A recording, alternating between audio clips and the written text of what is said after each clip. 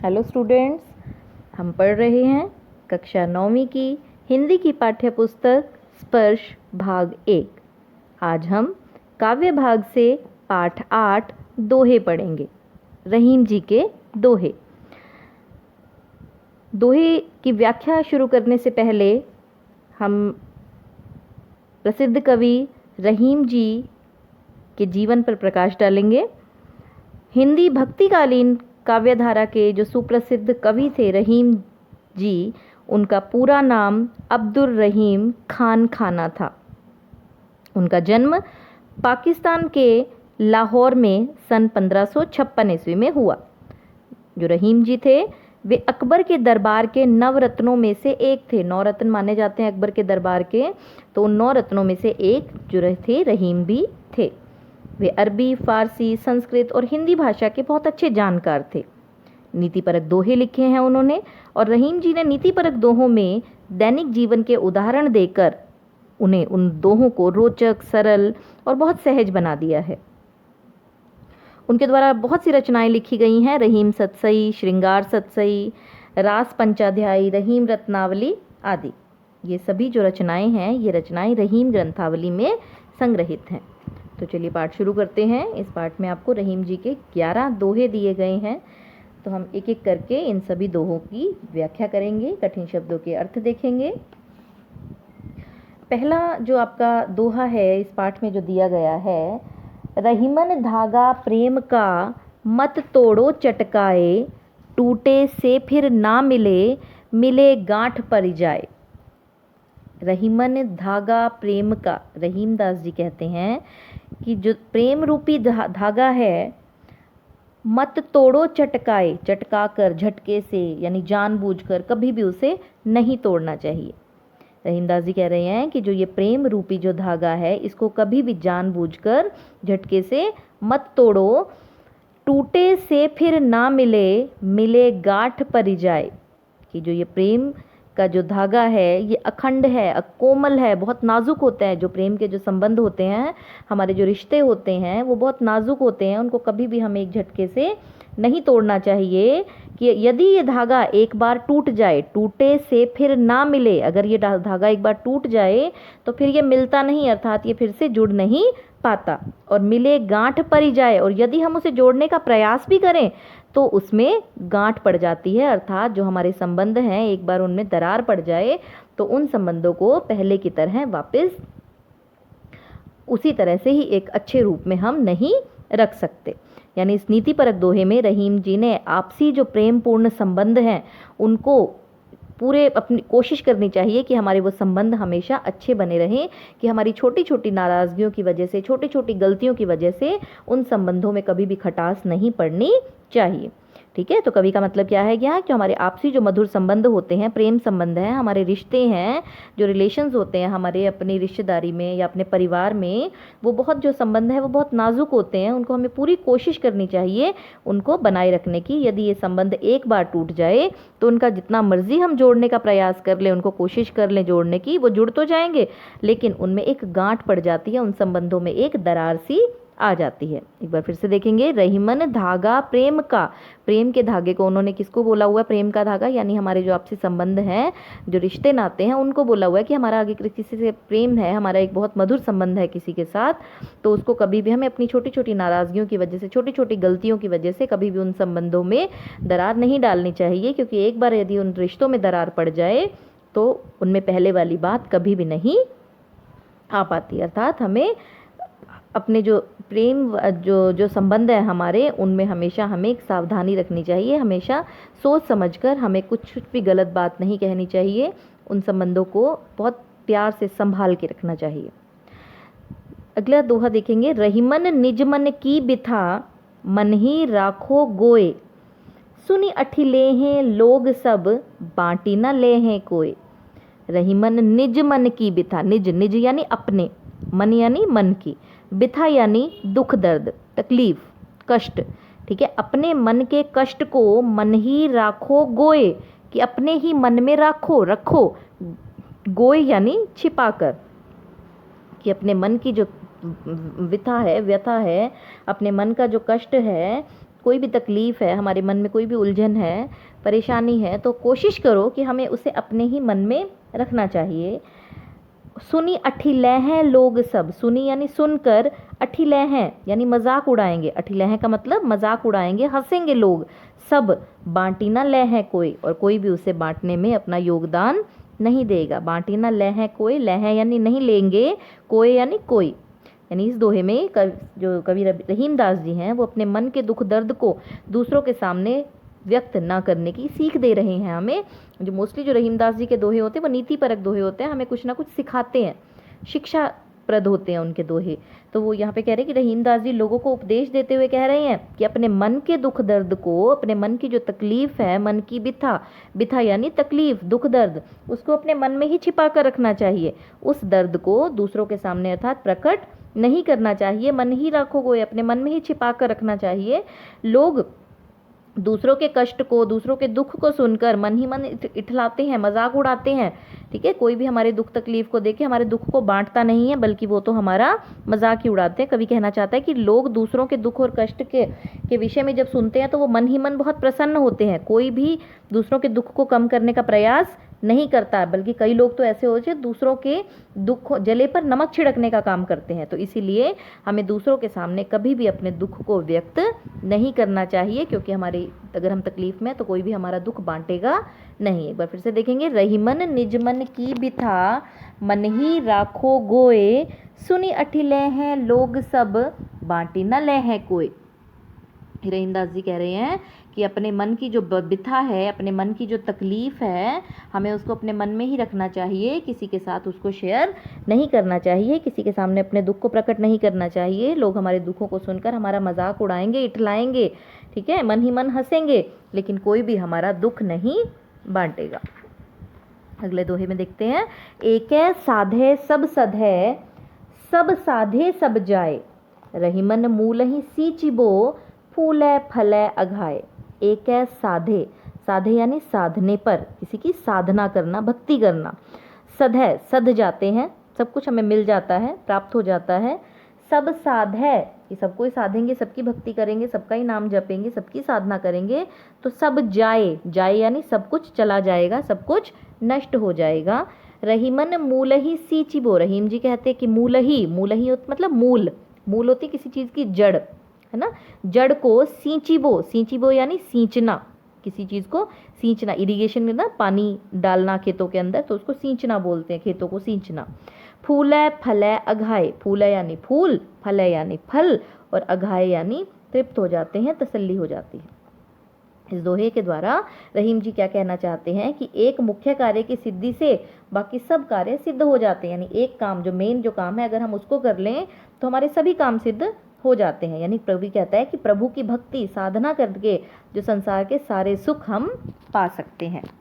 सामान्य अर्थ देखेंगे, एक है साध है सब सध है, सब साधे सब जाए। कबीरदास जी कह रहे हैं, रहीमदास जी कह रहे हैं कि एक मुख्य कार्य को, एक मेन जो हमारा काम है, अगर हम उसकी साधना कर लें तो हमारे जो बाकी के काम हैं सब साधे सब जाए। तो एक है साध है सब सध है, एक को करेंगे, एक मुख्य काम को अगर कर लें तो सब सध जाएंगे, सारे काम सिद्ध हो जाएंगे। यानी कि एक परमात्मा को पा लेने से अन्य सभी सांसारिक जो सुख हैं वो तो हमें अपने आप ही मिल जाएंगे।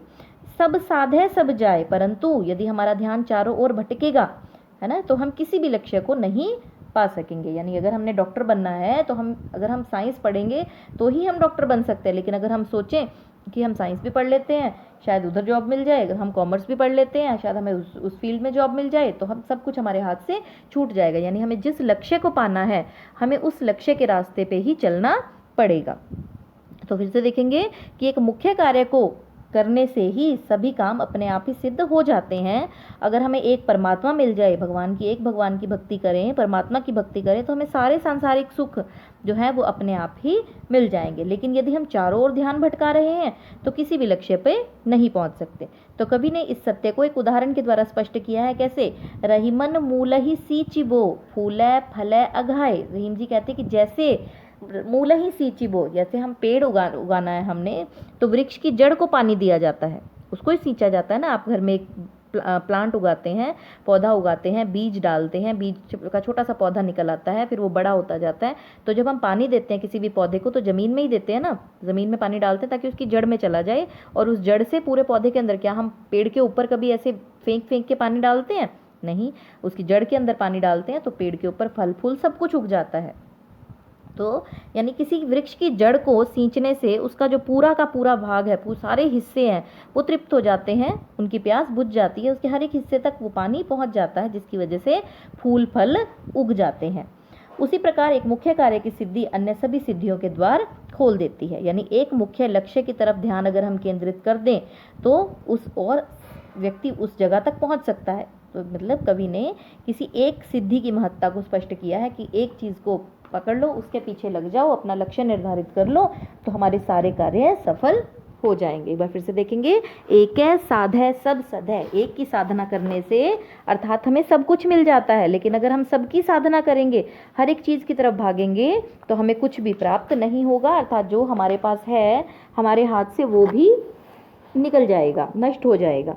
तो इसी तरह रहीम जी ने इसके लिए एक उदाहरण देते हुए कहा है कि रहीम जी कहते हैं कि यदि हमें पेड़ के ऊपर जो फूल पत्ते उगाने हैं उन सबको तृप्त करना है तो सिर्फ जड़ को पानी दे दो।